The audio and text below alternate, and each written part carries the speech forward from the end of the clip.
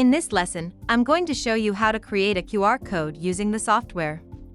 So, to begin with, go up to and click on the Plugins drop-down box.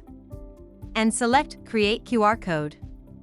And the Create QR Code module will come up. This module allows you to make a large range of QR codes, and at any size you like. You can then print or cut the code out, which most smartphones can read and process.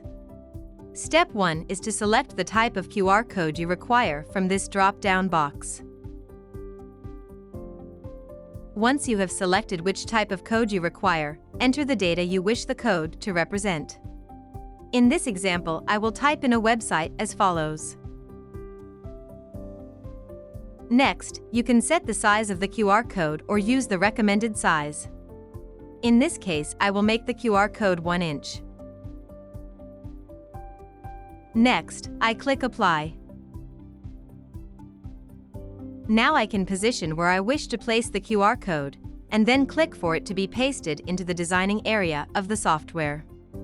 From here I can print or cut the code out. And that's the end of this lesson. Thanks for watching.